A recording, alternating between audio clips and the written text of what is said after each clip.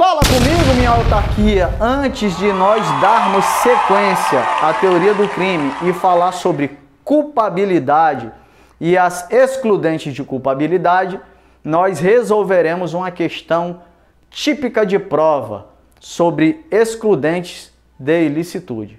Direto para o quadro. Senhores, a banca examinadora não é vossa amiga, mas também não é vossa inimiga. Trata-se de um exame.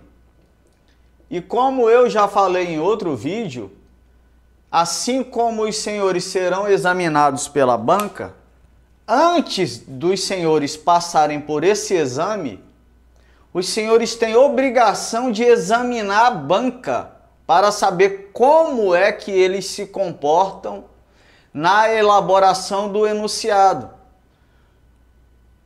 O edital traz ali um bojo, um composto de matérias, e a banca ela vai formular questões sobre a matéria. Senhores, só vai cair aquilo que os senhores sabem. Se estudar a matéria, eles não podem, eles estão limitados ao edital. Sabendo disso, os senhores só precisam examinar o formato das questões da banca e ter o raciocínio jurídico na matéria, porque eles vão criar situações no enunciado a fim de retirar a percepção dos senhores. Isso é malícia, Taurino? Não, isso é para examinar os senhores. O meu primeiro professor de Direito, quando eu estudei na antiga faculdade da cidade, professor Braulino, professor de direito, Introdução ao Estudo do Direito, ele falou o seguinte, que o erro de um médico a terra cobre, mas o erro de um advogado a justiça descobre. Senhores, esta questão diz o seguinte, se o agente atua por erro plenamente justificável pelas circunstâncias e supõe que se encontra em situação de perigo, haverá, item A, estado de necessidade, item B, legítima defesa, item C, estado de necessidade putativo, item D, erro de tipo essencial.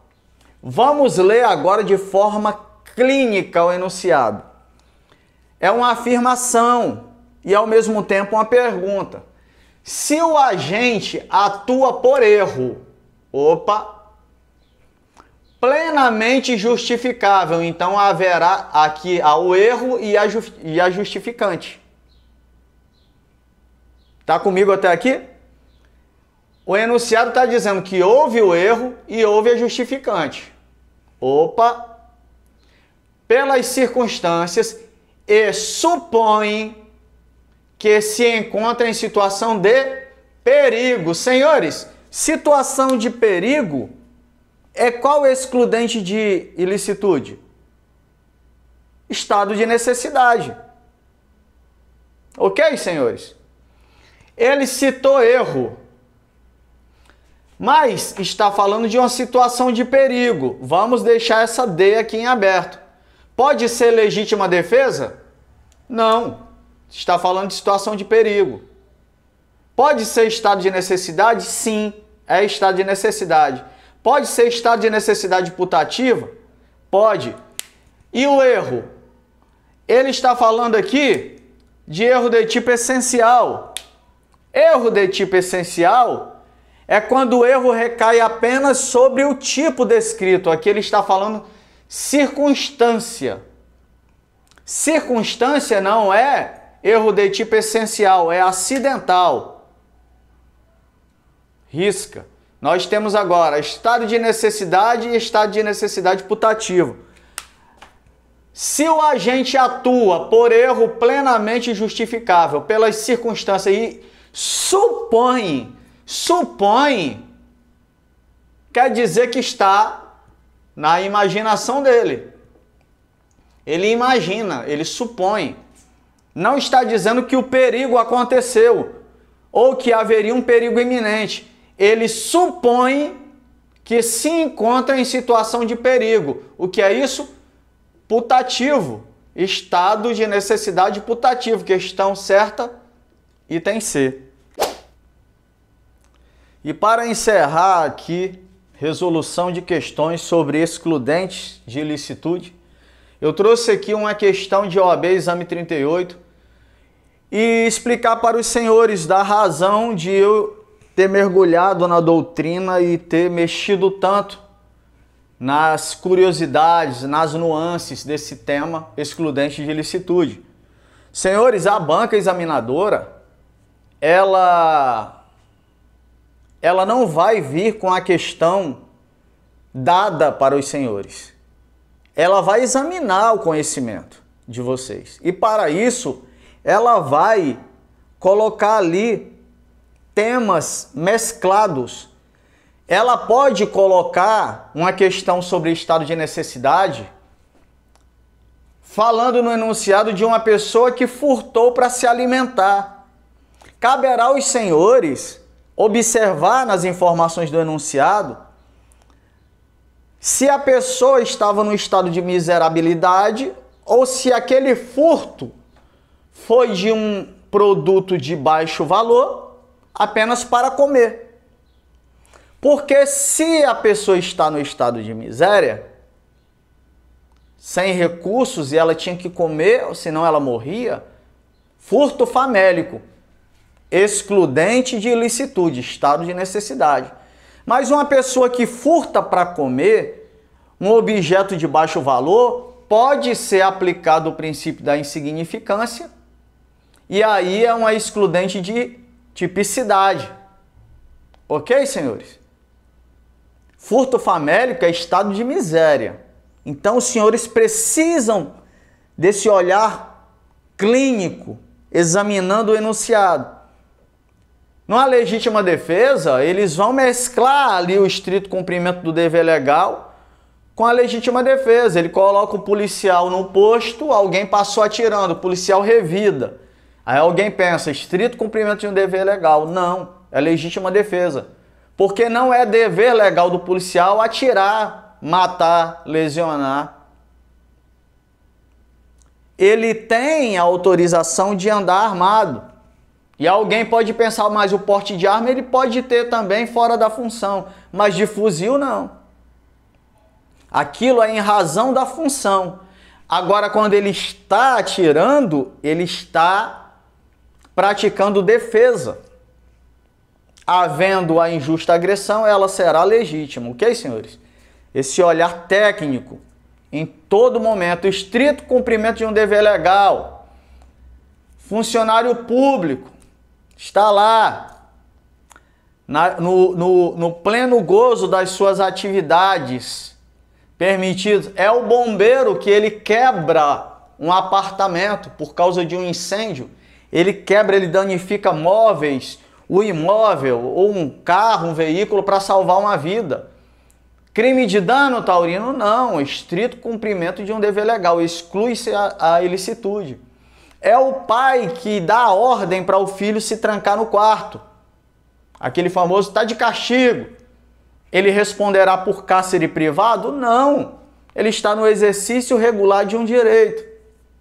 E muitas pessoas aqui não entenderam, porque eu trouxe a situação do flagrante facultativo e ficaram naquilo, porque o civil pode estar no estrito cumprimento de um dever legal. Essa discussão toda, esse raciocínio todo, é em cima da natureza jurídica da atividade. Porque qual é a razão dessa polêmica? A razão é a natureza jurídica da atividade. É o civil, no exercício regular de um direito, o civil está num direito seu, exercendo um direito seu. Nessa questão do flagrante, assim como quando o civil está atuando como jurado num júri popular, assim como quando o civil está trabalhando de mesário, naquele período em que ele está naquela função, ele é observado como um servidor público, mas ele é civil. Ok, senhores? Dada a natureza da atividade que ele está praticando. Então, por conta disso, os senhores têm que ter o olhar clínico para cada situação. Porque a banca examinadora, ela vem sempre com a casca de banana. Veja essa questão. Não é pertinente a excludente de ilicitude. Aqui trata-se de excludente de tipicidade. Matéria já dada. Mas eu vou mostrar para os senhores como é que a Fundação Getúlio Vargas faz. Uma questão dessa é para matar o candidato de raiva. Exame 38, segunda fase. Rodrigo estava desfilando num bloco de carnaval fantasiado de presidente do Banco Nacional da fictícia cidade de Ratizana, um lugar que não existe, trajando fantasia. Ao ser abordado por policiais militares, foi encontrado com Rodrigo notas impressas em papel A4, onde se lia dólar de Ratizana, com símbolo e brasão da cidade fictícia. Ele foi denunciado no 289, parágrafo 1º do Código Penal. Senhores, falsificação de moeda, para que se encaixe no tipo penal, deve ser uma falsificação, no mínimo, de uma moeda que tem circulação no território nacional ou no exterior. Essa moeda existe? Dólar de Ratizana? Esta cidade Ratizana existe? Existe dinheiro no tamanho de uma folha A4? Não. Mas preste bem atenção, isso é uma questão dissertativa. Dissertativa. Se fosse objetiva, só de marcar, ainda tudo bem, porque aqui envolve duas respostas. Erro de tipo. Erro de tipo essencial. Por quê?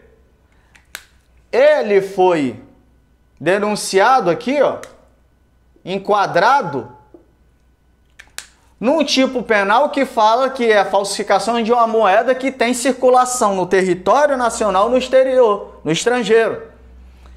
Existe circulação disso aqui no estrangeiro ou no território nacional? Não, então não se encaixa no tipo penal. Seria uma situação de erro de tipo.